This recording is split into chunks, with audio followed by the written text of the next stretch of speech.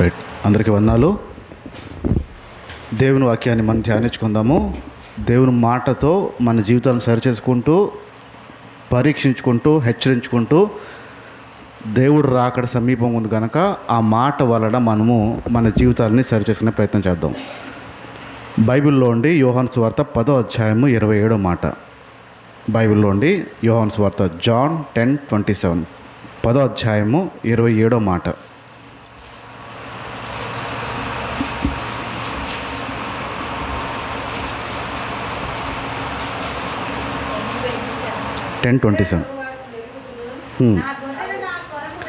నా గొర్రెలు నా స్వరం వింటాయి, నేను వాటిని ఎరుగుదును, అవి నన్ను వెంబడిస్తాయి. యేసు ప్రభు అంటున్న మాటన గొర్రెలు అనే పదంకి దాని అర్థము ఆయన నమ్మిన శిష్యులు లేదా విశ్వాసులు. యేసు ప్రభు మాట అవి వింటాయంట, గ్రహిస్తాయంట, గ్రహించి వెంబడిస్తాయి, చూసి కాదు. ఇప్పుడు యేసు ప్రభుని మనం చూడలే. కొన్ని వేల సంవత్సరాల క్రితం మనుషులు చూశారు, చూసిన మనుషులు వెంబడించారు. ఇప్పుడు ఏంటంటున్నారు? ఆయన మాట విని, నా గొర్రెలు నా స్వరం వెంటాయి అన్నాడు. చూసి కాదు, వెంటాయి, అది విని వెంబడిస్తారు అనే మాటని చెప్తున్నారు ఇక్కడ. విని వెంబడించడం. ఇప్పుడు నడవాల్సిన మార్గము విని నడవాల్సిన మార్గం, చూసి కాదు, విని, ఆయన మాట విని. రైట్. బైబిల్లోంచి మత్తయి సువార్త 7వ అధ్యాయము, బైబిల్లోంచి మత్తయి సువార్త 7వ అధ్యాయము 13-14 మాటలు. మాథ్యూ 7:13-14. ఇరుకు ద్వారాన ప్రవేశించండి. నాశనానికి తీసుకెళ్లే ద్వారము చాలా వెడల్పు ఉంటుంది. ఆ దారి విశాలం, వెడల్పు విశాలము. ఆ విశాలమైన మార్గంలో ప్రవేశించేవారు అనేకులు ఉంటారు, కానీ జీవానికి తీసుకెళ్లే దారి ఇరుకుగా ఉంటుంది. ఆ దారి సంకుచితమై ఉన్నది. ఇక్కడ స్పష్టంగా దాన్ని కనుక్కునేవారు చాలా కొద్ది మందే మాత్రమే, కొద్ది మందే చూస్తారు, కనిపెట్టుతారు. అంటే ఇప్పుడు స్వరం విని వెంబడించాలి, స్వరం విని వెంబడించాలి. దేవుని వాయిస్ విని మనం వెళ్ళాలి. ఆ వాయిస్ ఏం చెప్తుంది? ఎటు వెళ్ళమని చెప్తుంది? ఇరుక విశాలమా? ఇరుక్కు ద్వారా నుంచి వెళ్ళాలి అనే విషయాన్ని స్వరం ద్వారా విని వెంబడించాలి అని దాన్ని కనుక్కునేవారు కొంతమందే. అంటే వింటూ వింటూ వింటూ వింటూ ఆ ఇరుక్కు మార్గాన్ని కనుక్కునేవారు కొంతమందే ఉంటారు. ఇది ధైర్యం ఇచ్చే మాట, భయం ఇచ్చే మాట, అంటే హెచ్చరిక. ఇది చాలామంది వెళ్ళరు, తక్కువ మందే వెళ్తారు. బైబిల్లోంచి అదే లూకాసు వార్త 13వ అధ్యాయం 24. లూకాసు వార్త 13వ అధ్యాయము 24వ మాట.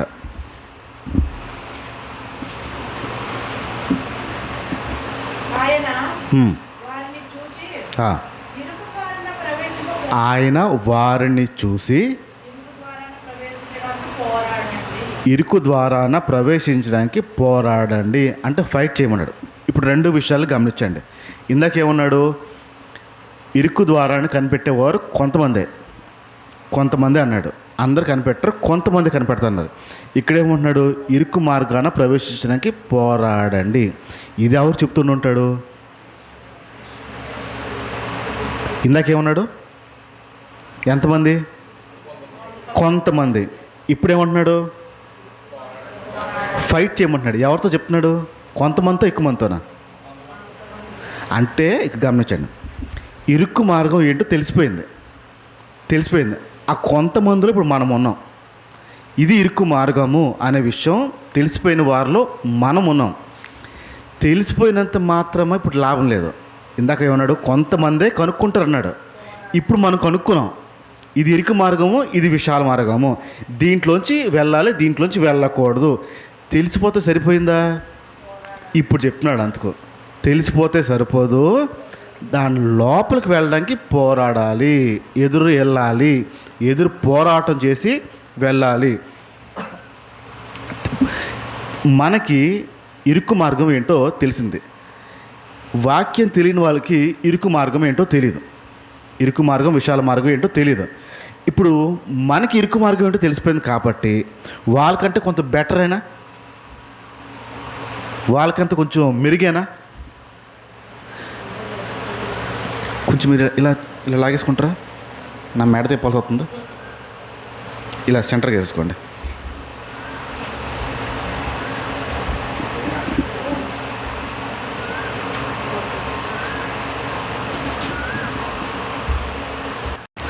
ఇప్పుడు ఇరుక్కు మార్గం మనకు తెలిసింది. ఇరుక్కు మార్గం, విశాల మార్గం అంటే కొంతమంది తెలియదు, కొంతమంది తెలియదు. వాళ్ళకంటే మనం బెటర్ ప్లేస్లో ఉన్నామా లేదా? ఉన్నాం కదా. విచిత్రం ఏంటో తెలుసా?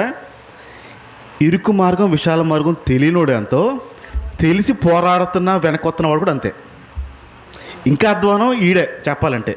తెలిసి వెళ్ళపోయాడు. ఇరుకు మార్గం ఇది అని తెలిసి పోరాడలేకుండా ఉండిపోయిన స్థితి వాడే ఇంకా అధ్వానమైన స్థితిలో ఉన్నాడు. ఆడికి ఆడికి తెలియక వెళ్ళలేకపోయాడు, మనం తెలిసి కూడా వెళ్ళలేకపోయాం. రైట్. ఇక్కడ ఇరుక్కు మార్గం అనేది మనకి ఎదురుగుండా ఉంది. ఆ విషయాల్లోంచి మనం వెళ్ళాలి. అయితే ఆఖరి రోజుల్లోకి వచ్చేసినప్పటికీ మనుషులు విశాల మార్గాన్ని ఎంచుకుంటారు. ఆయన స్వరం వింటారు, విని కానీ వారికి నచ్చిందే చేస్తారు. వారికి ఏది కావాలో అదే చేస్తారు. ఈ ఆఖరి రోజులు ఎలాగుంటాయని తెలుసుకోవడానికి మత్తయి సువార్తలోంచి 24వ అధ్యాయము, మాథ్యూ 24, మత్తయి సువార్త 24వ అధ్యాయము 6-8 మాటలు చూద్దాం. ఇక్కడ యేసు ప్రభు వారు శిష్యులకు చెప్తున్నారు, ఇక్కడ మనుషులు చెప్తున్నారు, యేసు ప్రభు రాకడ గురించి అప్పటికి మాట్లాడుతాను. నేను మరలా ఈ భూమి మీదకి వస్తాను, వచ్చి ఎవరైతే నన్ను నమ్ముతారో వెంబడిస్తారో వారిని అందరినీ తీసుకెళ్తాను అనిన తర్వాత మీరు వస్తారని ఎలా తెలుస్తుంది మాకు అనే విషయం శిష్యులు అడిగారు. అడిగిన తర్వాత వివరాలు ఇస్తున్నారు. మరియు మీరు యుద్ధముల గురించి, యుద్ధ సమాచారాల గురించి వింటారు. ఇది ప్రధానమైన కారణం. అంటే యేసు ప్రభు రాకక ముందు, యేసు ప్రభు ఈ భూమి మీదకు వచ్చే ముందు యుద్ధాల గురించి, యుద్ధాలకు సంబంధించిన సమాచారాల గురించి మీరు వింటారు. ఇది స్పష్టంగా చెప్పాడు. దాని అర్థం ఏంటంటే యేసు ప్రభు రాక మరలా త్వరలో ఉంది, దానికి సిద్ధపడాలి ప్రతి ఒక్కరు అనే విషయాన్ని చెప్తున్నాడు. ప్రస్తుతం యుద్ధం ఆగిందా ఆగలేదా? ఇండియా పాకిస్తాన్ యుద్ధం ఆగిందా ఆగలేదా? ఆగింది. ఇంకొక వార్త ఏమొస్తుంది తెలుసా? ఇప్పుడు వచ్చే నెల 15 మళ్ళీ పెద్ద స్టార్ట్ అవ్వబోతుంది. ఇది వార్త బయటకు వస్తుంది, సమాచారం బయటకు వస్తుంది. ఏంటంటే వచ్చే నెల 15వ తారీఖు పెద్దది అవ్వబోతుంది అనేది సమాచారం. అవ్వింది అవ్వలో తెలియదు. యుద్ధ సమాచారాలు మీరు వింటారు. ఇప్పుడు సమాచారం మళ్ళీ వచ్చింది. వచ్చే నెల 15వ తారీఖు మళ్ళీ కొత్తది ప్రారంభమవుతుంది. ఈసారి భయంకరంగా అవ్వబోతుంది అనేది. ఇప్పుడు సమాచారాలు వింటున్నాము అంటే దాని అర్థం ఏంటంటే బైబిల్ ప్రకారం యేసు ప్రభు ఈ భూమి మీదకి రాబోతున్నాడు. అమ్మో యుద్ధం అవుతుంది అని భయపడాలా? అమ్మో యేసు ప్రభు పోతున్నాడు సిద్ధపడాలా? మనం చేయాల్సిన పని ఏంటి? అమ్మో యేసు ప్రభు రాబోతున్నాడు, మనం సిద్ధపడాలి. ముందుగా బైబిల్లో ఈ విషయాలన్నీ చెప్తాడు. రాబోతున్న తరాల్లో ఏమవుతాయో, ఏమవబోతుందో అనే విషయాలు ముందుగా ప్రజలకు తెలియపరుస్తాడు. దాన్ని బట్టి మనం సిద్ధపడాలి. ఇది బయట విషయాల్లో జరుగుతున్న విషయాలు. మనిషి లోపల జరిగే విషయాలు కొన్ని మాట్లాడాడు, అవి మనం నేర్చుకుంటున్నాం. 2 తిమోతి పత్రికలోంచి 3వ అధ్యాయం, 2 తిమోతి చాప్టర్ 3:1, 3 నుంచి అంత్య దినములు అంటే ఈ భూమి యుగము అయిపోయే రోజుల్లో అపాయకరమైన రోజులు వస్తాయని తెలుసుకోండి. ఫస్ట్ చెప్తాడు క్లియర్గా, ఆఖరి రోజుల్లో చాలా భయంకరమైన రోజులు మనం చూస్తాము, అదేంటో తెలుసుకోండి అన్నాడు. ఏంటంటే అది ఎలా అంటే మనుషుల గురించి మాట్లాడుతున్నాడు. యేసు ప్రభు రాకముందు మనుషులు ఎలా మారిపోతారో, మనుషులు స్వార్థ ప్రియులు అంటే వారిని వారు ప్రేమించుకునే వాళ్ళు చాలా ఎక్కువ. స్వార్థం అనేది మనుషుల్లో భయంకరంగా పెరిగిపోతుంది. అంటే అప్పుడు మనం గుర్తించాల్సిన విషయం ఏంటంటే ఈ మనిషి స్వార్థంగా తయారైపోతున్నాడు అంటే, లేదా నేను స్వార్థంగా తయారైపోతున్నాను అంటే దాని అర్థం ఏంటంటే యేసు ప్రభు రాక దగ్గరలో ఉంది.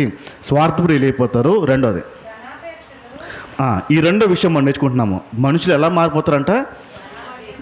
ధనాపేక్ష కలిగి ఉంటారంట. మనుషులు స్వార్థంతో నిండిపోతారు. రెండో లక్షణం మాట్లాడాడు, ధనం మీద ఆశ ఎక్కువ పెరిగిపోద్ది. ధనాపేక్ష. ఈ ధనం మీద ఆశ ప్రజలకి పెరిగిపోతూ ఉన్న టైంలో గుర్తించాల్సిన విషయం ఏంటంటే, యేసు ప్రభు రాకడ ఈ భూమి మీద దగ్గరలో ఉంది. ప్రస్తుతం ఉన్న కాలం చూస్తూ ఉంటే డబ్బు అంటే ఆశ లేకుండా ఉన్నవాళ్ళు ఎవరూ ఉండట్లేదు. వయసు తెలిసిన దగ్గర నుంచి, ఊహ తెలిసిన దగ్గర నుంచి ప్రతి ఒక్కడికి డబ్బు అంటే ఆశ పుట్టేస్తుంది. పుట్టిన పిల్లవాడికి ఊహ తెలిసిన దగ్గర నుంచి డబ్బు అంటే ఆశ పుట్టడం ప్రారంభమైపోతుంది. ఆడ దాచుకోవడం, డిబ్బీలో దాచుకోవడం డబ్బులు, ఇది నాది అనడం కూడా ధనానికి ఆపేక్ష పెరిగిపోయే రోజుల్లో ఉన్నాం. బైబిల్ ఏం చెప్తుందో, ఎలా చెప్తుందో విషయాల్ని మనం గమనిద్దాం. మనం పోయిన వారం నేర్చుకున్నాము, ధనాపేక్ష సమస్త కీడులకు మూల కారణము.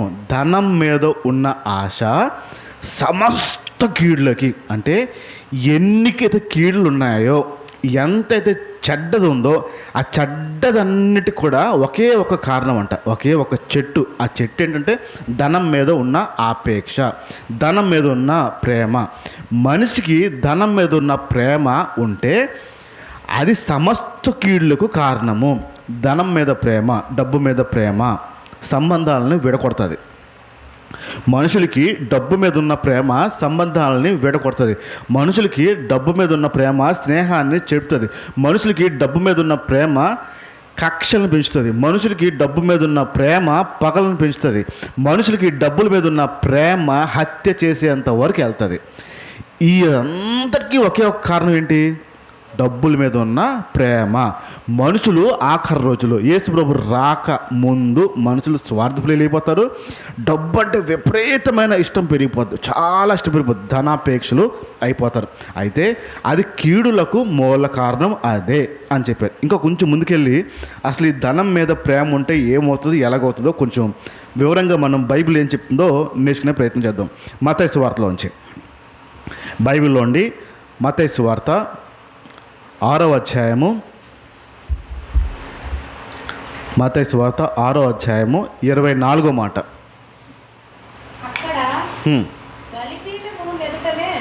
మత్తయి సువార్త 6వ అధ్యాయము,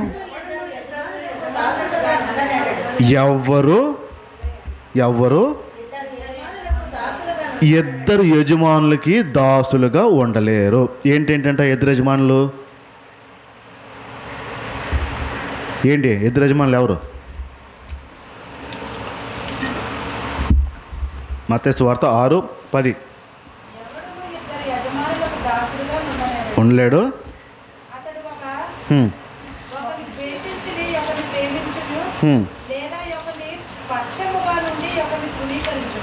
ఇంతకు ఎవరు ఎంతకాళ్ళు? ఎవరు ఇంతకే?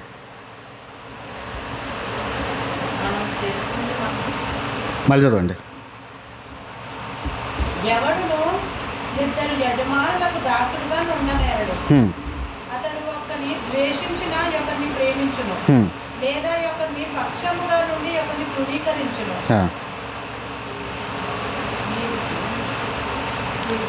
పైన ఏమో చూడండి కొంచెం. మత్తయి సువార్తలో 6వ అధ్యాయం 24వ మాట. 23 ఏమో చూడండి మీకైతే. నీ దేహమంతయు చీకటిమయమై ఉండును. నీలోనున్న వెలుగు చీకటై ఉండినలా నీ చీకటి ఎంతో గొప్ప. 24 రండి. ఇప్పుడు ఎవడును ఇద్దరు యజమానులకు దాసుడుగా ఉండలేడు. కిందకి రండి. అతడు ఒకరిని ద్వేషించిన ఒకరిని ప్రేమించును, లేదా ఒకరిని పక్షముగా నుండి ఒకరిని తృణీకరించును. ఇంకెందుకు రండి. మీరు దేవునికి దాసులుగా ఎవరు యజమానులు? ఇప్పుడు ఎవ్వరు ఇద్దరు యజమానులకి దాసులుగా ఉండలేరు. ఇద్దరు యజమానులు ఎవరు ఇప్పుడు? ఒకటి దేవుడు, ఇంకోటి ధనము, డబ్బులు. ఈ రెండు యజమానులు అంట. ఒకటి దేవుడు అనేవాడు యజమాని, రెండో యజమాని ఎవరు? డబ్బు. ఒక వ్యక్తి ఇద్దరు యజమానులకి దాసులుగా ఉండలేరు. అర్థమని చెప్తున్నాను. ఇళ్ళల్లో పాలేరుని పెట్టుకుంటారు. పాలేరేనా పాలు కాపీని పెట్టుకుంటారు. పాలు కాపీ. ఆ పాలు కాపీ మీకే పని చేస్తాడా? వీళ్ళింటి కూడా వెళ్ళి చూసేస్తా అంటాడా? సంవత్సరం మొత్తంలో ఎక్కడ పని చేయలేడు? మీ దగ్గరే కదా. ఎందుకు? మీరు సంవత్సరం మొత్తానికి డబ్బు ఇస్తున్నారు. ఇప్పుడు వాడి యజమాని ఎవడు? మీరు వాడి యజమాని కదా. మీకు వాడు దాసుడు. మీరు యజమాని, మీకు దాసుడు. ఇప్పుడు మీ ఇంట్లో పని చేయాల్సిన వాడు ఉండండి అమ్మా, అక్కడ ఒక 100 రూపాయలు ఇస్తున్నారు, నేను వెళ్ళి పని చేసి వచ్చేస్తానని గంట పెట్టి వెళ్ళిపోవడం అనుకుందాం. రోజు వెళ్ళిపోతున్నాడు అనుకుంటాం. ఊరుకుంటారా మీరు? వెళ్తాడు మనసు అంత కొలుతుకుంటాడు. ఓ బాబు మా ఊరుకోడు, వెళ్ళాలి, చెయ్యాలి. 2 దగ్గర పని చేయలేడాడు. 2 యజమానుల కింద పని చేయలేడు. ఒక యజమాని కింద పని చేయగలుగుతాడు. ఇప్పుడు బైబిల్ స్పష్టంగా చెప్తుంది, ఎవ్వరు కూడా 2 యజమానులకి దాసులుగా ఉండలేరు. దేవుడికైతే దాసు ఉంటాడు, లేదా సిరి అంటే ధనం, డబ్బుకైనా దాసుడు అయిపోవాలి, దేవుడికైనా దాసుడు అయిపోవాలి. ఇద్దరికి దాసులుగా ఉండడం కుదరదు. ఒకే ఒక యజమాని. ఎంత యజమానులు? యజమానుడు ఒక్కడే. ఇప్పుడు యజమానుడు ఒక్కడే అయితే దేవుడు లేదా డబ్బు, ఈ రెండిటి కిందే మనిషి ఉంటుంది. ఇప్పుడు నా ప్రశ్న ఒక సూటుగా అడుగుతున్నాను. మీరు డబ్బుకి కంట్రోల్లో ఉన్నారా? డబ్బులు మిమ్మల్ని కంట్రోల్ చేస్తుందా? డబ్బులు మీ అదుపులో ఉన్నాయా? డబ్బులు మిమ్మల్ని అదుపు చేస్తుందా? ప్రశ్న అర్థమైందా? డబ్బులు మిమ్మల్ని కంట్రోల్ చేస్తున్నాయా? మీరు డబ్బులు కంట్రోల్ చేస్తున్నారా?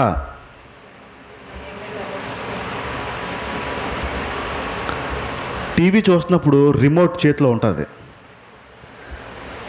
మీరు చెప్పినట్టు అదేంటదా, అది చెప్పినట్టు మీరేనాలి. ఇప్పుడు రిమోట్ ఎవరి చేతిలో ఉంది? మీ చేతిలో ఉంది కాబట్టి మీరు చెప్పినట్టు టీవీ అనాలి. సౌండ్ తగ్గించు అంటే నొక్కితే సౌండ్ తగ్గాలి. అక్కడ మారు అంటే మారాలి, ఆగు అంటే ఆగిపోవాలి. కంట్రోల్ ఎవరి దగ్గర ఉంది? ఇప్పుడు డబ్బులు మిమ్మల్ని కంట్రోల్ చేస్తున్నాయా? మీరు డబ్బులు కంట్రోల్ చేస్తున్నారా? మీకు అర్థం అయ్యి ఉండదు, కిందకి వెళ్తే అర్థమవుతుంది. కిందకి వెళ్ళే కొద్దీ అర్థమవుతుంది. నేను 2వ క్వశ్చన్ అడుగుతాను, మీకు అర్థమైపోద్ది. డబ్బులు ముఖ్యమా, దేవుడు ముఖ్యమా? తొందరపడి నా దగ్గర నోరు జారద్దు, దొరికిపోతారు ముందుకెళ్ళే కొద్దీ. డబ్బులు ముఖ్యమా, దేవుడు ముఖ్యమా? దేవుడు అని ఒప్పిస్తున్నారు కాబట్టి చూద్దాం. ఆఖరికి వెళ్ళినప్పటికీ మీరు ఏంటో తెలిసిపోద్ది. ఒప్పుకున్నారు కాబట్టి. దేవుడికి ధనానికి సంబంధం లేదా? దాసులుగా ఉండలేరు. అయితే దేవుడికి దాసులుగా ఉండాలి, లేదా ధనానికి దాసులుగా ఉండాలి. ఇద్దరికీ ఉండడం కుదరదు. ఇది బైబిల్ చెప్పేస్తున్న స్పష్టమైన మాట. కొన్ని విషయాలు చూద్దాం. బైబిల్లోంచి కొన్ని విషయాలు మనం గమనించుకుంటూ వద్దాం. అసలు ఏం జరిగిందో, ఎలా జరిగిందో అనే విషయం. మత్తయి సువార్తకు రండి. 6వ అధ్యాయము. మత్తయి సువార్త 6వ అధ్యాయము 21వ మాట. మత్తయి సువార్త 6:21. మీ ధనము ఎక్కడ ఉండెనో అక్కడే మీ హృదయం ఉండేనో. చాలు చాలు చాలు చాలు. ధనం ఎక్కడ ఉంటుందో మనసు ఎక్కడ ఉంటుందంట? అక్కడ ఉంటుందంట. బైబిల్ చెప్తుంది, నా మాట కాదు. మనిషి డబ్బు ఎక్కడ ఉంటుందో హృదయం కూడా అక్కడే ఉంటుంది. పాలు మరుగుపడుతున్నప్పుడు దగ్గరే ఉంటారు కొన్నిసార్లు, అయినా పొంగిపోతుంది. చూడండి, కొన్నిసార్లు మీ దగ్గరే ఉంటారు, అక్కడే చేస్తూ ఉంటారు, అయినా సరే పాలు పొంగిపోద్ది. ఎందుకు పొంగింది అంత సడన్గా ఆలోచించినప్పుడైనా? మీరు పాలను చూస్తూ ఉంటారు, అది మరుగుతూ ఉంటుంది, మీ మనసు అక్కడ ఉండదు. మనసు ఇంకెక్కడో ఉంటుంది. మనసు ఇంకెక్కడో ఆలోచిస్తూ ఉంటారు, టక్కని పొంగిపోద్ది. అది మీరు అక్కడే ఉంటారు, కానీ మీ మనసు ఎక్కడో ఉండడం వల్ల అది పొంగిపోద్ది. రైట్? ఇప్పుడు బ్యాంక్కి వెళ్ళారు. బ్యాంక్కి వెళ్ళి ఓ 2 లక్షలు తీసుకురావాలి. తీసుకొస్తున్నారు, సంచిలో పట్టున్నారు. ఇప్పుడు మీ మైండ్ ఎక్కడ ఉంటుంది?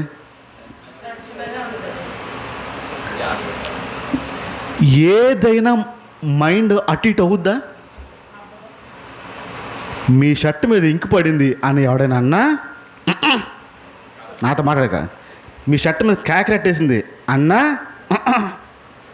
కింద డబ్బులు పడిపోయాయి మీవేనా అన్నా, ఆడెవడో నన్నే చూస్తున్నాడట్టున్నాడేంటి, ఆడికి ఏం డౌట్ వచ్చిందా బ్యాగ్లో డబ్బులు ఉన్నట్టు, ఆడేంటి నన్నే వెంబడుతున్నాడేంటి, సంకలో సంచి గట్టిగా పెట్టి నొక్కి పెట్టి అటు ఇటు బెత్తర చూపులు చూసుకుంటూ తబ్బెత్తాడేమో, లాగెత్తాడేమో, దొంగతనం చేస్తాడేమో అని భయపడుతూ మనసు ఎంత జాగ్రత్త పెడతారు. ఎక్కడైనా అవుతారా? ఓ సమోసా, కూల్ డ్రింక్, టీ తాగడానికి ఆగబుద్ధి అవుతుందా? జాగ్రత్తగా ఇంటికి తీసుకెళ్ళిపోయి పెట్టే వరకు మనసు ఆగదు. ఇప్పుడు మనసు ఎక్కడ పెట్టాం? బైబిల్ చెప్పింది, మనం చెప్పలే. ధనం ఎక్కడుంటుందో, చిన్నపిల్లకి మీరు ఎక్కువ డబ్బులు ఇచ్చి పంపించగలుగుతారా? ఎందుకు? ఆడెందుకు పడేస్తాడు, మనం ఎందుకు పడేయడం? డబ్బులు వాడెందుకు పడేస్తాడు, మనం ఎందుకు పడేయం?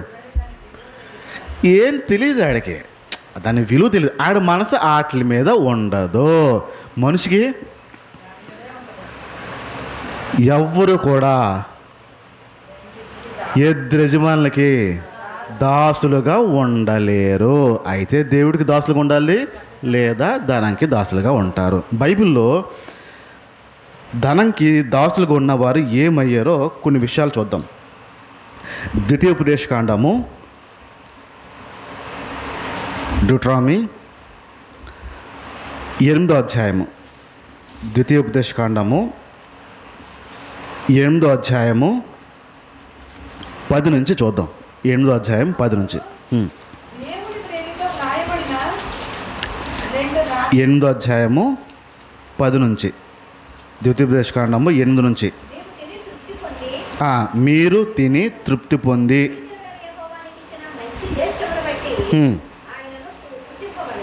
మీరు ఏదైతే తింటున్నారో దాన్ని బట్టి దేవుణ్ణి స్తుతించండి అన్నాడు. 11 నుంచి.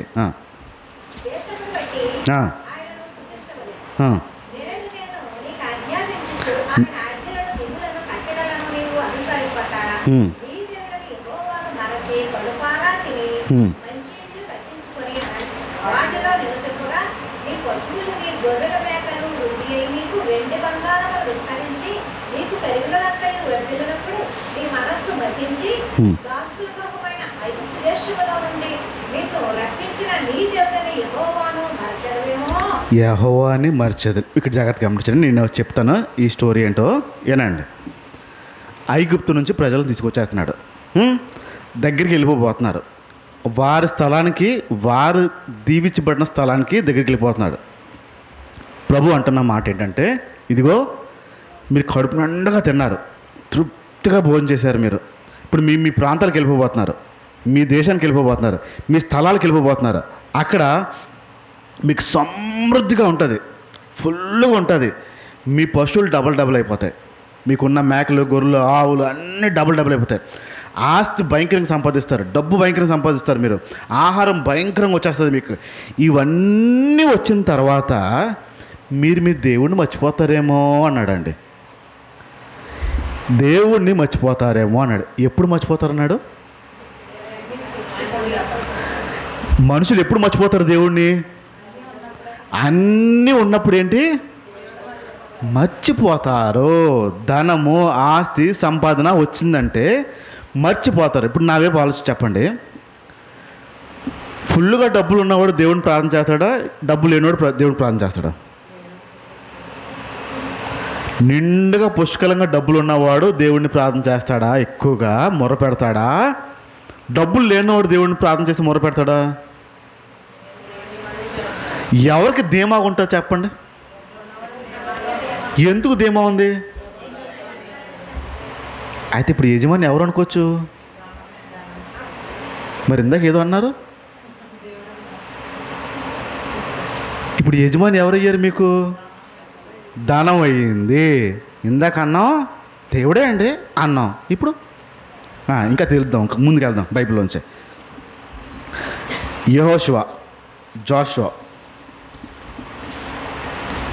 గ్రంథంలోంచి 7వ అధ్యాయం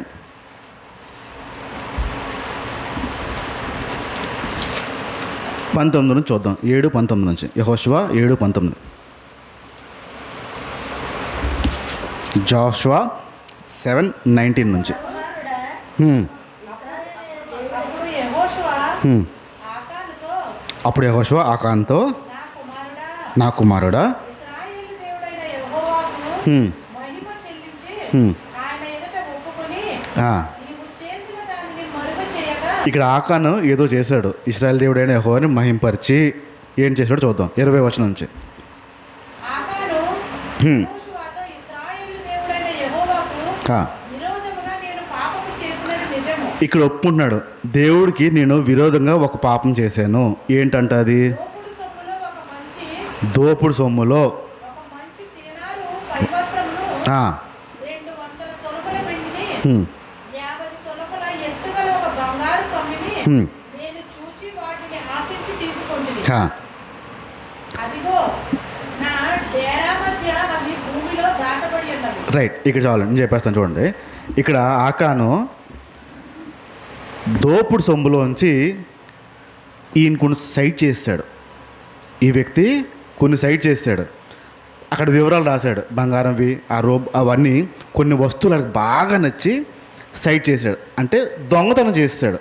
దేవుని సొమ్ము దగ్గర నుంచి లాక్కొని దొంగతనం చేసి ఈయన గుడారం ఎక్కడైతే ఉందో ఆ గుడారం లోపల తవ్వేసి లోపల కప్పెట్టి దాచిపెట్టేశాడు. ఈ విషయం దేవుడికి అర్థమైపోద్ది. ఇప్పుడు ఈ వ్యక్తికి దొంగతనం చెయ్యాలని ఆశ పుట్టింది. దొంగతనం చేయాలని ఆశ పుట్టింది. దొంగతనం చేసింది దాచిపెట్టాలని ఆశ పుట్టింది. దొంగతనం చేసింది దాచి పెట్టేసుకున్నాడు. సాధారణంగా దొంగలు దొంగతనం ఎందుకు చేస్తారు అని అడిగారు ఎప్పుడైనా? దొంగలు దొంగతనం ఎందుకు చేస్తారు? తిండి కోసం, వారి జీవన ఆధారం కోసం. ఒక వ్యక్తి కష్టపడి సంపాదిస్తే వీడు కష్టపడి దొంగతనం చేస్తాడు. తేడా ఏం లేదు. అంటే వాడు ఏమనుకుంటాడంటే, నేను కష్టపడి దొంగతనం, చాలా కష్టం అండి దొంగతనం చేయడం, అంత ఈజీ ఏం కాదు. ఆ దొంగడు కష్టపడి దొంగ చేస్తాడు. ఒక వ్యక్తి కష్టపడి పని చేసినప్పుడు కష్టపడి దొంగతనం చేస్తాడు, అది దాస్తాడు. ఇప్పుడు దాచినది, దాయడం, దొంగతనము అనే చేయడం అనేది బైబిల్ ప్రకారం నేరం. ఎందుకు చేస్తారంటే అది ఇష్టపడి. మనలో కూడా ఉంటారు కదా దొంగలు, మనలో కూడా ఉంటారు కదా దొంగలు, దాచేవాళ్ళు. దాచారా? తెలిసి దాస్తారా, తెలియకుండా దాస్తారా? ఎవరు తెలిసి? మీరు డబ్బులు దాచినప్పుడు అదేనండి చిల్లర నొక్కడం అంటారు కదా మన భాషలో. మిగిలిన చిల్లర నొక్కడం, తెలియకుండా దాయడం, డబ్బాల్లోని పరుపుల్లోని ఎక్కడో దాస్తారు కదా, అవి దాయడం. ఈయన కూడా దాచాడంట. ఎందుకు దాచి ఉంటాడు? ఇష్టం వచ్చింది, అది కావాలనిపించింది. దేవుడు కావాలా, సొమ్ము కావాలి? ఇప్పుడు దాస్తాం, ఇష్టమైంది దాస్తామా, ఇష్టం లేని దాస్తాం? చెప్పండి. ఇష్టమైందే దాస్తాం. ఆ ఇష్టమైంది ఏంటి ఎక్కువ ఇష్టమై ఉంటుంది? మీరు తినే వస్తువులు ఏం దాస్తారు ఎప్పుడైనా? మా ఇంట్లో తినేస్తారేం బాబోయ్ అని దాయరు కదా, ఎప్పుడు దాయరు, తినడానికే. మీరు దాచేది ఏమనుంటే డబ్బే ఉంటుంది. చూడండి, మీరు ఎవ్వరికీ తెలియకుండా మీరు దాచేది ఏమైనా ఉంటే అది డబ్బులే ఉంటాయి. ఖచ్చితంగా డబ్బే. ఏ ఒక్కడును ఇద్దరు యజమానులకి దాసులుగా ఉండలేడు. అయితే దేవుడికి దాసుగా ఉండాలి, లేదా దానానికి దాసుగా ఉండాలి. ఇంకొంచెం ముందుకు వెళ్దాం. బైబిల్లోంచి అపోస్తుల కార్యంకి వచ్చేద్దాం. కొత్త నిబంధనలోంచి అపోస్తుల కార్యము 5వ అధ్యాయం. అపోస్తుల కార్యము 5వ అధ్యాయము, యాక్ట్స్ 5. అననీయ అనే ఒక మనుషుడు తన భార్యతో ఏకమై పొలం అమ్మాడు. అనన్య, సపీరా ఇద్దరు భార్యాభర్తలు.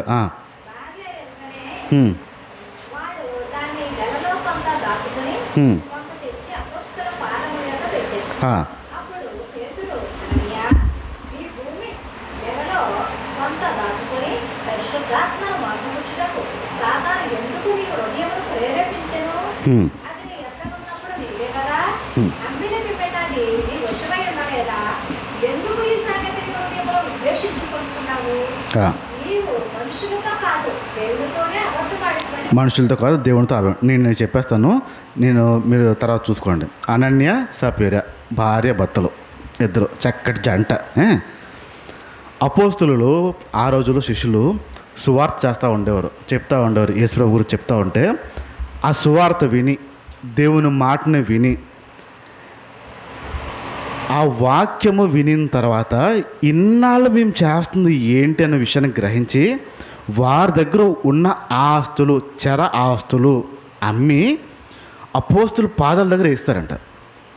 వారికి ఉన్న ఆస్తులు మేము ఇన్నాళ్ళు సంపాదిస్తుంది ఇది, ఇప్పుడు సంపాదించాల్సింది వేరేదేదో ఉంది, ఇది మేము సంపాదించాలి, మేము ఆస్తులు సమకూర్చుకోవడం కాదని చెప్పి వారి ఆస్తులు అన్నీ అమ్మి అపోస్తుల పాదాల దగ్గర వేసి ఈ డబ్బుని సువార్త కోసం మీరు వాడండి అని చెప్పి అపోస్తుల పాదాల దగ్గర వేయడం ప్రారంభించారు.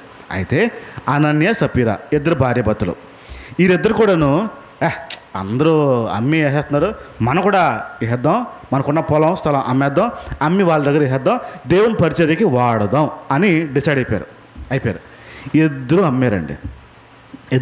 అమ్మిన తర్వాత డబ్బు మరి ఎక్కువ వచ్చిందో ఏంటో పట్టుకొచ్చుకున్నారు. డబ్బు ఏదైతే దేవుడికి ఇస్తానని నిర్ణయం తీసుకున్నారో, ఏదైతే దేవుడికి ఇచ్చేయాలని నిర్ణయం తీసుకున్నారో ఆ డబ్బులో కొంత అనన్య భర్త గారు దాచారు. భార్య భర్తలు కలిసి దాచి మిగిలిన కొంత అని చెప్పి, ఇదిగోండి మేము అమ్మగా వచ్చిన డబ్బులు అని చెప్పి ఆ పాదాల దగ్గర పెట్టారు. అప్పటికి పేతురు ఫుల్ ఆత్మపురుడు, ఆత్మలో ఉన్నాడు. ఏం చేస్తున్నారు, ఎలా చేస్తున్నారు అన్నీ గ్రహించగలుగుతాడు. డైరెక్ట్గా అడిగాడు, అనన్య మీరు అమ్మింది ఇదేనా అన్నాడు. అబ్బే పాష గారు ఇదేనండి, మేము అమ్మింది ఇదే, మేము మొత్తం అమ్మిందని తెచ్చాము అని. ఎందుకు అలాంటి ఆలోచన కలిగి ఉన్నావు నువ్వు అని అడిగాడు. ఏమైంది అని అడిగాడు. నువ్వు అమ్మింది ఒక రేటుకి, ఆ అమ్మిన డబ్బుల్లో కొంత నీ దగ్గర దాచేసి మిగిలిన ఇక్కడికి తీసుకొచ్చి నువ్వు మళ్ళీ అబద్ధం ఆడుతున్నావు, నువ్వు అంతా తెచ్చేసాను అబద్ధం ఆడుతున్నావు, ఇది నువ్వు నాకు అబద్ధం ఆడట్లేదు, పరిశుద్ధాత్మ దేవుడికి అబద్ధం ఆడుతున్నావు అని ఒక మాట అన్నాడు. టప్పని పడిపోయాడు మనిషి, స్పాట్లో చచ్చిపోయాడు. స్పాట్లో ఆ వ్యక్తి అలా పడిపోయాడండి. నువ్వు పరిశుద్ధాత్మ దేవుడికి అబద్ధం ఆడుతున్నావు, నా దగ్గర కాదు అన్నాడు.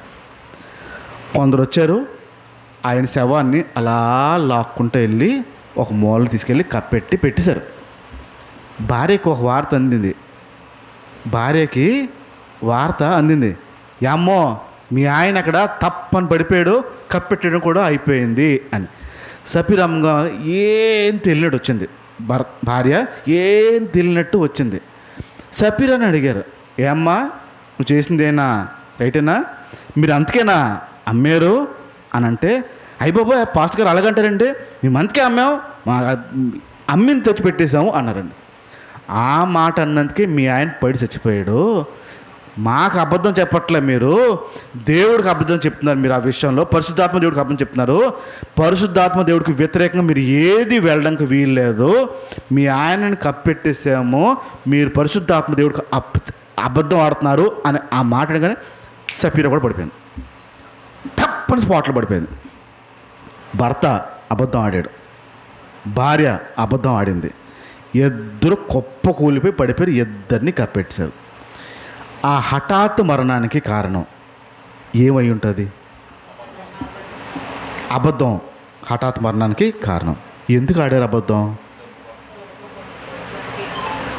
డబ్బు కోసం అబద్ధం ఆడి ప్రాణం మీదకి తీసుకొచ్చుకున్నారు. ధనం మీద ఉన్న ప్రేమ సమస్త కీడులకు. ఇప్పుడు కీడు ఏం జరిగింది? డబ్బు మీద ఉన్న ప్రేమ వాళ్ళిద్దరు ప్రాణాలని తీసేసుకుంది. ఇక్కడ ఒక విషయాన్ని గమనించాడంటే, పాస్టర్లు పొరపాటున ఏం చెప్తారంటే, అనన్య సపీరాని దేవుడు చంపేశాడు అంటారు. అనన్య సపీరాని అబద్ధం ఆడినందుకు దేవుడు చంపేశాడు అంటారు. దేవుడు చంపినట్టు ఎక్కడా లేదు. అక్కడ మీరు అధ్యాయం మొత్తం చదవండి. దేవుడు వారిని చంపలేదు, అబద్ధం ఆడారని వారు గుండు పగిలి తెచ్చారంతే, గుండాకి తెచ్చారంతే. దేవుడికి విరుద్ధంగా మేము మాట్లాడామా, పరిశుద్ధాత్మ దేవుడికి విరుద్ధంగా మేము మాట్లాడామని గుండాకి తెచ్చిన ప్రాంతం అది. దేవుడు చంపలేదు. రైట్. ఇక్కడ డబ్బు మీద ఉన్న ప్రేమ ఆ విషయాన్ని చేసింది, అలాగా చేసింది. డబ్బు మీద ఉన్న ప్రేమ మనుషుల్ని కీడి వైపు నడిపించి తీసుకెళ్ళిపోతుంది అనే విషయాన్ని గమనించండి. ఇది పాత నిబంధనలో ఉన్న ఒక అభిప్రాయం. ఇప్పుడు మనకి డబ్బు మీద ఉన్న ప్రేమ, ధనానికి దేవుడికి దాసులుగా ఉండలేరు. మళ్ళీ చెప్పండి ఒకసారి, అది దాసులుగా ఉండలేరు. ఇప్పుడు మనం దేన్ని ఎక్కువ నమ్ముతాం? ధనమా దేవుడా? పిల్లలు ఉన్నారండి, పిల్లలు ఉన్నారు. పిల్లలు ఎవరి నమ్మకం మీద జీవిస్తూ ఉంటారు? తల్లిదండ్రుల నమ్మకం మీద జీవిస్తూ ఉంటారు. తల్లిదండ్రులు ఎవరి నమ్మకం మీద? తల్లిదండ్రులకి ఏంటి? డబ్బు. పిల్లలకి వీళ్ళు ఊరు వెళ్తున్నప్పుడు, పిల్లలు ఊరు వెళ్తున్నప్పుడు జేబులో డబ్బులు ఉన్నాయా ఏమైనా ఆలోచిస్తారా? వాళ్ళు తీసుకెళ్తే వెళ్తారు. తల్లిదండ్రులకి, పిల్లలు తల్లిదండ్రుల మీద, తల్లిదండ్రులు బైబిల్ ఏం చెప్పింది? ధనానికి దేవుడికి ఇద్దరు యజమానులకి దాసులుగా ఉండలేము. ఇప్పుడు కొన్ని పరీక్షలు, కొన్ని విషయాలు నేర్చుకునే ప్రయత్నం చేద్దాం. నమ్మకం అనండి. నమ్మకం. ఈ నమ్మకం దగ్గరకు వద్దాం. ఉద్యోగం చేసేవాడికి ఏం చేసేవాడు అనుకున్నాను? ఉద్యోగం చేసేవాడికి, వ్యాపారం చేసేవాడికి, ఉద్యోగం చేసేవాడికి, వ్యాపారం చేసేవాడికి, మన భాషలో రైతు. ఉద్యోగం, వ్యాపారం, రైతు. ఉద్యోగం చేసేవాడికి నెల రాగానే జీతం వస్తుందని నమ్మకం ఉంటుందా ఉండదా? వ్యాపారం చేసేవాడికి పెట్టుబడి పెట్టాను కాబట్టి నాకు లాభం వస్తుంది అని నమ్మకం ఉంటుందా లేదా? రైతుకి నేను విత్తనాలు వేసాను, నా పంట వేసాను, పంట వస్తుంది అన్న నమ్మకం ఉంటుందా లేదా? ఇప్పుడు వస్తుంది అనే నమ్మకము, డబ్బులు వస్తాయనే నమ్మకము మీరు చేసిన పనా దేవుడా? ఉద్యోగం చేస్తాడు, నెల అయినప్పుడు జీతం వస్తుంది. వ్యాపారం చేస్తాడు, నెల అయినప్పుడు లాభం వస్తుంది. రైతు పెట్టుబడి పెడతాడు, 6 నెలలు అయిన తర్వాత ఒక పెట్టుబడికి డబ్బులు వస్తాయి.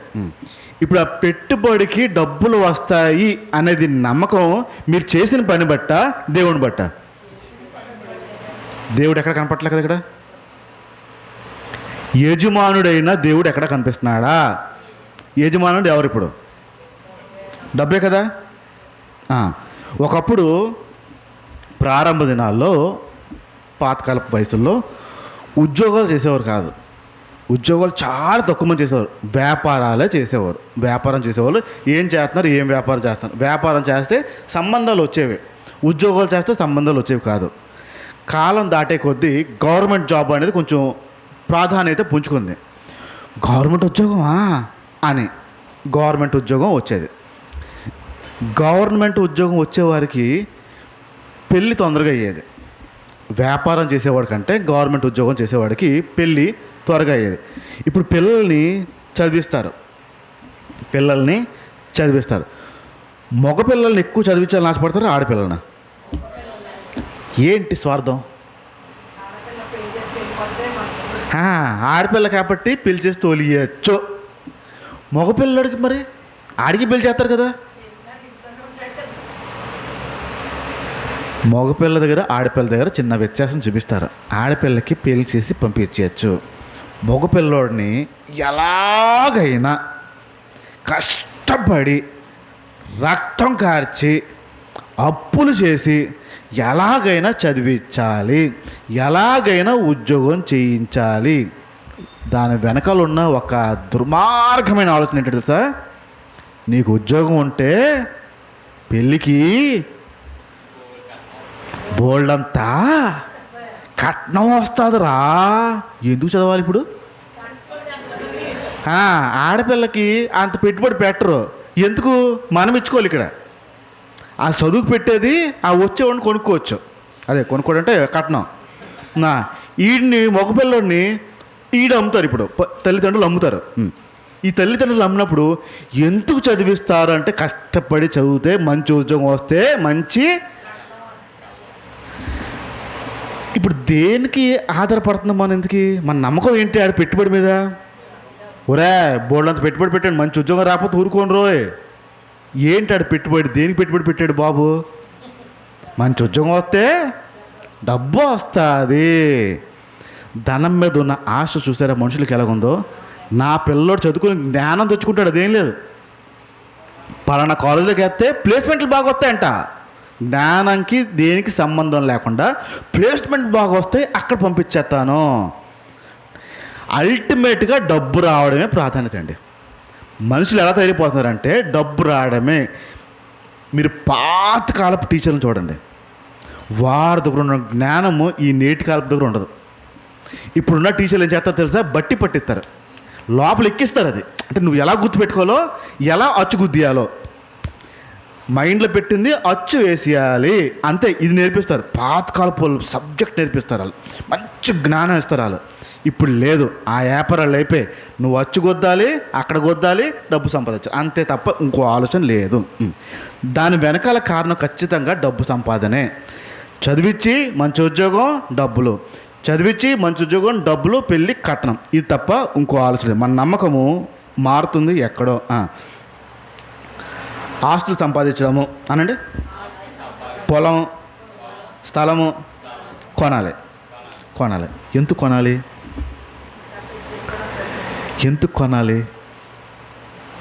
ఉంటే ఎప్పటికైనా పనికి వస్తుంది. రోడ్డు మీద చిన్న గుడిసెలు ఉంటారండి, వాళ్ళు ఏమి సంపాదించు చూడండి. 6 సంపాదన 6 తిని తృప్తిగా బతికేస్తారు. ఆ రోజు వెళ్తాడు, ఆ పోటీకి వెళ్తాడు, ఆ కూలి తెచ్చుకుంటాడు, ఇంటికి చక్క పెట్టుకుంటాడు, కొంటాడు, వేస్తాడు, తాగుతాడు, హ్యాపీగా ఉంటాడు, మళ్ళీ సంపాదిస్తాడు, అయిపోయింది. ఏ సంపాదన ఆస్తి మీద ధ్యాస ఉండదు. మనమా లోన్లు పెట్టి స్థలాలు కొని, లోన్లు పెట్టి ఇంకేదో కొని, అది కట్టడం కింద మీద పడి బీపీ షుగర్లు తెచ్చుకుని మళ్ళీ ఆ డబ్బు దానికి ఖర్చు పెట్టి ఎక్కడ లేని తెప్పులు ఎందుకండి? చిటికేసి పిలిచేటట్టు పోవాల్సిన వాళ్ళు మనం. ఎందుకు అంత? మనిషి ఆలోచన ఆ డబ్బు సంపాదన మీదే వెళ్ళిపోతుంది. మన నమ్మకం ఎప్పటికైనా పనికి వస్తుందని ఒక నమ్మకం ఉంటుంది చూడండి. మన నమ్మకం, ఇప్పుడు ఒక స్థలం ఉందనుకుందాం, ఒక స్థలం ఉంది, ఇంటికి బాగా ఖర్చు వచ్చింది, తప్పదు, ఇంకా హాస్పిటల్కు దేనికో ఖర్చు పెట్టాలి. అప్పుడు దేన్ని చేస్తే బాగుంటుందని మీకు ఆలోచన వస్తుంది? మీకు స్థలం ఉంది, ఇల్లు ఉంది, బాగా అర్జెంటుగా డబ్బులు అవసరం వస్తుంది, హాస్పిటల్ ఖర్చు పెట్టాలి. మీ దృష్టి ఎటు వెళ్తుంది అప్పుడు? అన్నయ్య గారు స్థలం ఒకటి ఉంది, మంచి బిట్టు, కాస్త చూసి పెట్టండి, మంచి రేట్ వచ్చేలాగా. దేవుడు నమ్మకం, స్థలం. ఇప్పుడు ఏమైంది మన నమ్మకం? నాకు ఒక స్థలం ఉంది, అది అమ్మితే నాకు డబ్బు వస్తుంది. మీ నమ్మకం ఏమైంది? మీ యజమానుడు ఎవడయ్యాడు? ఇప్పుడు డబ్బు అయిపోయింది, స్థలం అయిపోయింది, దేవుడు కాదు. దేవుడు ఎక్కడ కనపట్లే ఇక్కడ. అంతే దినాల్లో ఇవన్నీ జరిగిపోతాయి. జాగ్రత్తగా ఉండాల్సిన విషయము. బట్టల షాప్కి కొనుక్కోవడానికి వెళ్తారండి, వెళ్తారు. వెళ్ళిన తర్వాత నమ్ముతారా నమ్మరా, ఇక్కడ నేను ఏదో ఒకటి కొనుక్కుని వెళ్ళగలుగుతాను అని. బట్టల షాప్కి వెళ్ళిన తర్వాత నమ్ముతారా నమ్మరా, ఇది నేను ఇక్కడ ఏదో కొనుక్కోగలుగుతానని? నమ్మరా? మరి ఎందుకు వెళ్ళారు బట్టల షాప్కి? అదే నచ్చింది కొనగలుగుతారని నమ్మకం ఉంటుంది, ఉండదా? ఉంటుంది. ఒకరోజు అలాగే మా ఫ్రెండు నేను ఒక షోరూమ్కి వెళ్ళాం. షోరూమ్కి వెళ్తే ఆడ ఒక బట్ట కొన్నాడు. కొనిన తర్వాత ఆడికి మళ్ళీ కొనిన తర్వాత నచ్చలేదు, బిల్లింగ్ అయ్యేది ఆపండి అనేసాడు. అనిన తర్వాత ఏమీ కొనకుండా వచ్చేస్తే బాగోదేమో, అంతసేపు ఉన్నాం కదా అని ఆలోచించింది. ఏదో ఒకటి కొందాలని చెప్పి అండర్వేర్ అండి, లోపల వేసిన అండర్వేర్ కొనుకెళ్ళిపోదాం, తక్కువలో వచ్చేస్తుంది అని ఒక అండర్వేర్ తీసి ఇది బిల్ వేయండి అన్నాడు. 3000 అన్నాడండి. గుండు పట్టును లోపల వేసిన అండర్వేర్కి 3000 అని కొట్టేస్తుంది స్పీడ్గా. సార్ 3000 అయింది సార్ అని కొట్టేస్తుంది, టప్పని కూడా అమ్మో అన్నాడు. అప్పటి వరకు ఏదో ఒకటి కొనగలుగుతాం అని నమ్మకం తెలియదు. అండర్వేర్ 3000 బట్టలు ఇంకెంత ఉంటే ఆలోచన. ఇప్పుడు నమ్మకం ఏంటంటే నా దగ్గర డబ్బు ఉంది, కొనగలను. పిల్లలు చూడండి, పిల్లలు షాప్కి పంపించారు అనుకోండి, షాప్కి ఏదో కొనుక్కోవడానికి వెళ్తే అంకుల్ అదంతా, అంకుల్ ఇదంతా, మరి ఇదైతే అని అడుగుతుంది. ఎందుకు అడుగుతుంది చెప్పండి? వాడికి నమ్మకం ఉండదు, ఆడి దగ్గర ఉన్న డబ్బులు కదా వస్తుంది రాదు అని నమ్మకం ఉండదు. ఆడికి డబ్బు మీద కాదు, అక్కడ వస్తువు మీద ఉంటుంది. ఆ డౌట్ ఉండి ఈ డబ్బులకి అది వస్తుందా రాదా, మీరు 10 రూపాయలు ఎంత ఇస్తారు, అక్కడ 20 రూపాయలు ఉంటుంది సరుకు. అందుకు ముందుగా అడుగుతాడు. మీకు ఆ డౌట్ ఉంటుందా, మీరు కొనగలరని నమ్మకం ఉంటుందా? దేవుడా డబ్బా? ఇంకా ముందుకు వెళ్తాను. హోటల్కి వెళ్తారండి. హోటల్కి వెళ్ళారా ఈ మధ్యకాలం ఎప్పుడైనా? వెళ్తారు, పోనీ ఎప్పుడో వెళ్ళారు కదా హోటల్కి. బాబు దోశ ఎంత, బాబు ఇడ్లీ ఎంత, సాంబార్ వేసుకుంటే మళ్ళీ కొంచెం ఎక్స్ట్రా డబ్బులు తీసుకుంటావా అని అడుగుతారా? ఒక 2 ప్లేట్లు ఇడ్లీ 2 ప్లేట్ దోశ తెచ్చే అని అంటారా? మీరు రేట్లు అడుగుతారా, తెమ్మని చెప్తారా? ఖచ్చితంగా మీకేం కావాలి, మీకేం కావాలి, ఇదా ఇదా ఇవి తెచ్చేయమ్మా అని చెప్తారు. రేట్లు గురించి ఎందుకు చూడరు? మీ నమ్మకం ఏంటి? మీ దగ్గరున్న డబ్బులతో నేను ఖచ్చితంగా కొనగలను, అంతేనా నమ్మకం? దేవుడా? ఆ టైంకి దేవుడు ఏదో ఒకటి అందిస్తాడులే నమ్మకమా మీ దగ్గర ఉన్న డబ్బు మీద? డబ్బు మీద నమ్మకం. ఇప్పుడు యజమాని ఎవరయ్యారు? రైట్, ఒప్పేస్తున్నారు. నమ్మకం. రెండో చెప్తున్నాను, ధైర్యం అనండి. ధైర్యము. ఇక్కడ ధైర్యం గురించి మాట్లాడదాం. పురుషుడు 99 విషయాల్లో చాలా ధైర్యంగా ఉంటాడండి. 99 విషయాల్లో చాలా ధైర్యం కలిగి ఉంటాడు. ఆఖరికి ఎంత ధైర్యం అంటే, హాస్పిటల్లో ఎవరైనా పడినా ఛాన్స్ తక్కువ ఉందని చెప్పినా, బతికే అవకాశం లేదండి అని చెప్పినా, గుండె రాయి చేసుకుని ధైర్యంగా ఉంటాడు. ఒక్క విషయాలు మాత్రం డీలా పడిపోతాడు. జేబులో డబ్బులు లేవంటే ఆ పురుషుడు ఉంటాడండి, ఎక్కడ లేని బాధలన్నీ ఆయనకే ఉంటాయి. చూడండి, మనిషికి డబ్బు ప్రధానంగా పురుషుడికి డబ్బులు టైట్ అయిపోయి, డబ్బులు లేకపోతే ఆ మనిషి ముఖం చూడండి చాలా నీరసం అయిపోయి, ప్రపంచంలో ఉన్న కష్టాలన్నీ ఆ ఒక్క వ్యక్తికే ఉన్నట్టు, డబ్బు లేనప్పుడు ఒక ధైర్యాన్ని కోల్పోతారు. అంటే ఇంతకీ ఎవరై ఉంటారు? దేవుడా యజమానుడు? డబ్బులా? పిల్లల్ని చదివించడం అన్నాడు ఒకసారి. మీ పిల్లల్ని చదివించగలను అనే ఒక నమ్మకం మీకు ఉందా లేదా? మీ పిల్లల్ని చదివించగలను అనే నమ్మకం ఉందా లేదా? దేని బట్టి? డబ్బుని బట్టే కదా. చదివించడం నమ్మకం లేని వాళ్ళు ఎక్కడ జాయిన్ చేస్తారు? చదివించగలను నమ్మకం ఉందని ఎక్కడ జాయిన్ చేస్తారు? డబ్బులు ఉన్నవాడు ప్రైవేట్కి, డబ్బు లేనివాడు గవర్నమెంట్ స్కూల్లో జాయిన్ చేస్తారు. ఇప్పుడు ఇద్దరిలో ఎవరికి దేని మీద నమ్మకం ఉన్నట్టు? డబ్బు ఉన్నవాడు నేను జాయిన్ చేయించగలను అనే ధీమా, నమ్మకం, ధైర్యము వాడికి ఉంటుంది. డబ్బు లేనివాడికి, బాబు మేము చూడలేం బాబు, ధైర్యం మాకు లేదు, ఆ విషయం మేము గవర్నమెంట్ స్కూల్లోనే జాయిన్ చేయిస్తాం. ఇప్పుడు మనిషికి ధైర్యము దేని మీద వచ్చింది? డబ్బును బట్టే వస్తుంది. దేవుడు కాదు, యజమానుడు. మూడో చెప్తున్నాను, మీ పిల్లలకి మీరు పెళ్లి చేయగలరని నమ్మకం ఉందా లేదా?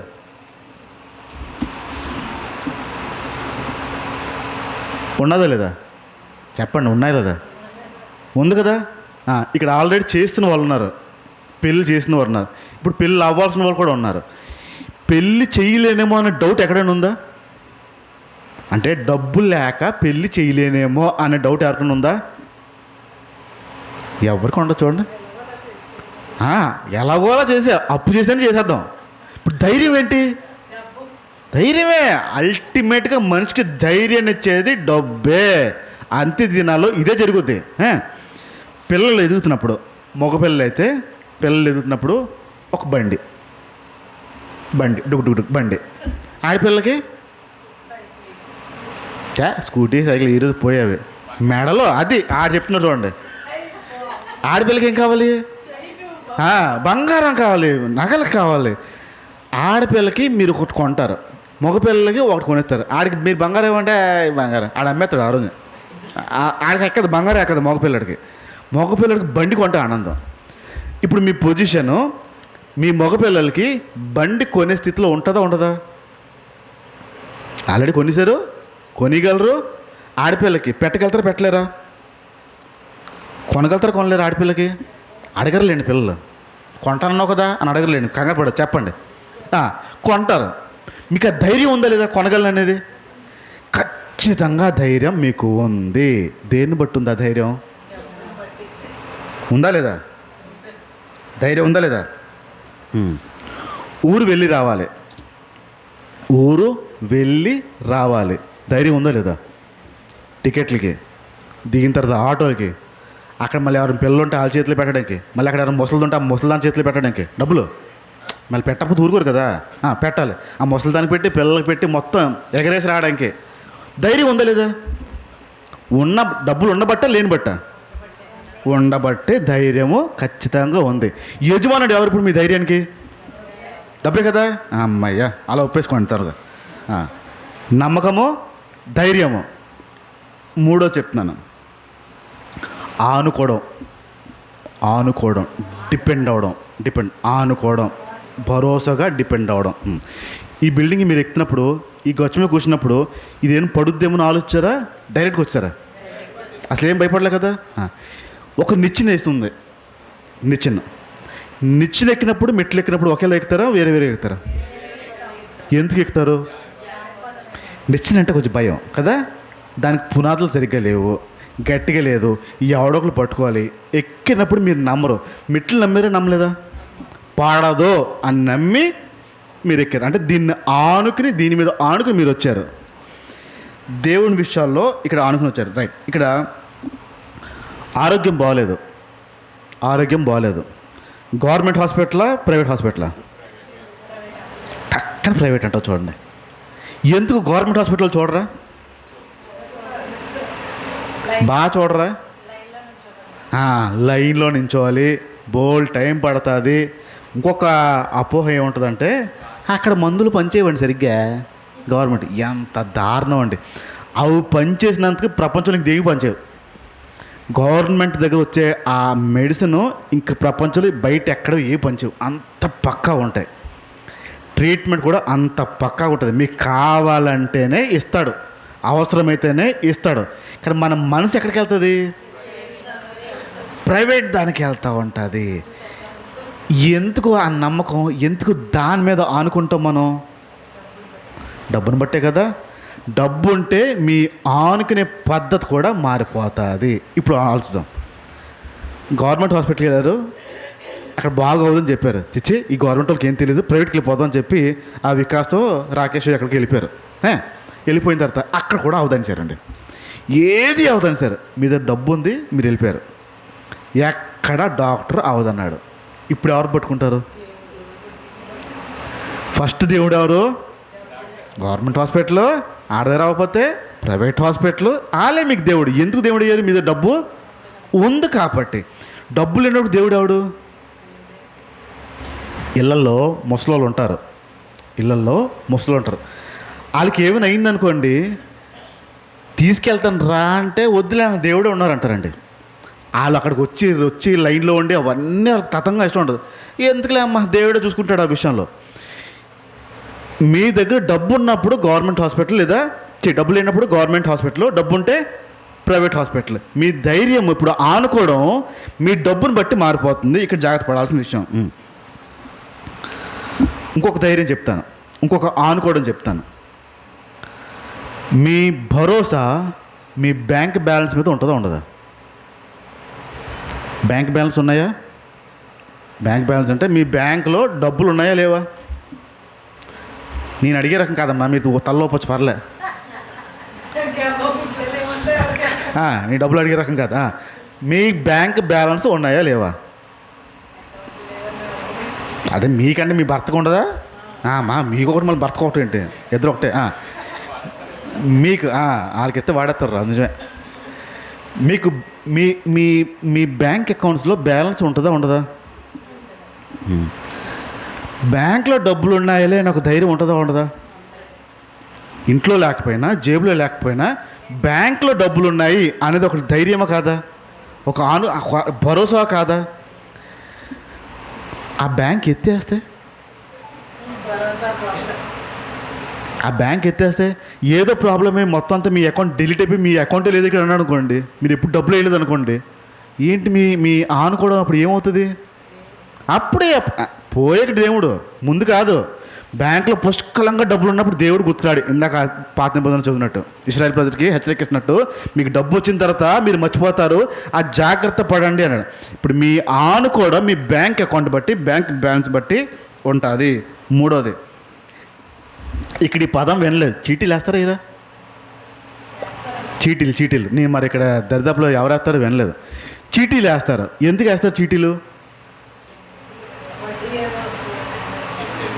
ఇక పెద్దగా తెలియదు అనుకుంటా చీటీ వ్యాపారం. చీటీలు వేస్తూ ఉంటారు, నెల కొంత అమౌంట్ కడతా ఉంటారు, అవసరమైతే వాడుకోవడానికి పనికి వస్తుందని చీటీ పాడుకుంటారు. చీటీలు వేస్తూ ఉంటారు. ఇక్కడ తక్కువ ఉన్నట్టున్నాయి, చీటీలు వేస్తూ ఉంటారు. ఎందుకు వేస్తారని అడిగారుకోండి, ఎప్పుడైనా అవసరం వస్తే చీటీ పాడేసుకుని అది తీర్చుకోవచ్చు.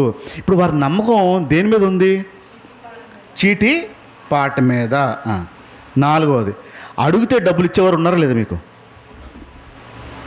మీకు అవసరమై డబ్బులు అడిగితే డబ్బు సహాయం చేసే వ్యక్తులు ఉన్నారా లేదా? అంత శత్రువు ఎవరు లేరు కదా, రూపాయి ఎవరు కానీ ఇచ్చేవాళ్ళు ఉన్నారు. ఇప్పుడు మీకు డబ్బులు అవసరమయ్యాయి, మనుషుల మీదకి వెళ్తుందా, దేవుడి మీదకి వెళ్తుందా? ఆడైతే ఎత్తాడు, ఆడైతే కాదండు, మాట కొట్టడు, మాట అంటే మాటే, ఆడడుగుదో ఎప్పుడైనా ఇచ్చేద్దాం. ఎందుకు దేవుడి మీదకి వెళ్దు? నాకు అవసరం వచ్చినప్పుడు నేను దేవుని వైపు చూడాలి అనే ఆలోచన ఎందుకు రాదు? మన ఆనుకునే పద్ధతే వేరు. ఆ మనిషి ఇవ్వకపోయాడు అనుకుందాం, ఇంకో మనిషి ఇవ్వకపోయాడు అనుకుందాం, ఇంకెవ్వరు వాళ్ళు అవ్వలేదు అనుకుంటా, అప్పుడు వస్తారు మళ్ళీ దేవుడి దగ్గరికి. నువ్వే దారులు తేరాలి, మరి నువ్వేం మనసులు మార్చలు, ముందు వచ్చి సావచ్చు కదా. అది లేదు, మళ్ళీ అది ఉండదు. ముందు మనుషుల దగ్గరికి వెళ్ళిపోయి చేతుల దగ్గర చాపి అడుక్కుని, ఎందుకు వచ్చిన గొడవ మనకు? అది మన ఆనుకునే పద్ధతే చాలా తేడా ఉందండి ఆ విషయంలో. మన యజమానుడే తేడా ఉన్నాడు. అంటే మన ఆలోచన ఎవరో మనిషి అయిపోయాడు. చూడండి డబ్బు ఎంత దారుణంగా తీసుకెళ్ళిపోతుందో. ఆఖరి చెప్తున్నాను,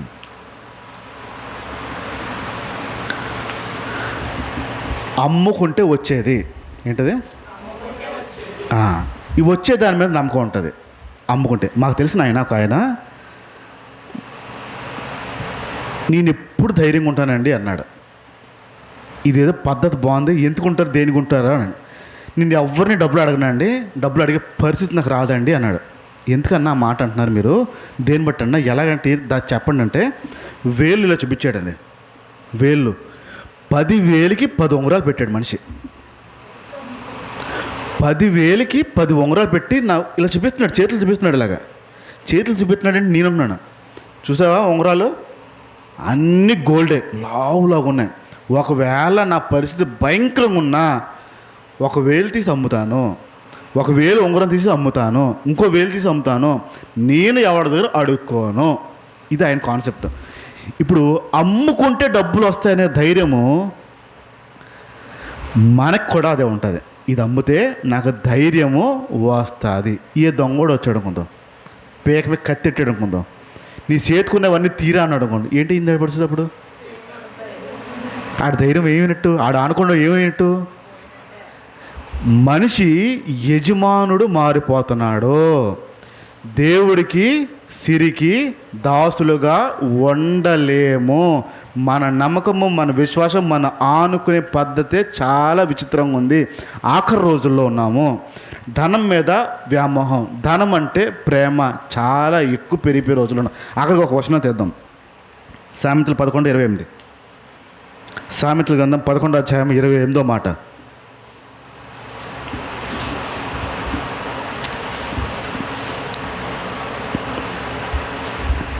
సామెతలు 11:28. సంతోషం పుట్టించును, భక్తిహీనుల ఆశ భంగమైపోవును. అది ఏంటిది? ధనముని నమ్ముకున్నవాడు బాగుపడతాడా? కాదు, ధనముని నమ్ముకున్నవాడు ఏమవుతాడు? పాడైపోతాడా? ఇప్పుడు వరకు మన నమ్మకం ఏంటి మరి? బైబిల్ ఏం చెప్తుంది? ధనంని నమ్ముకున్నవాడు పాడైపోతాడు, నీతిమంతుడు చిగురాకు వలె ఉంటాడు.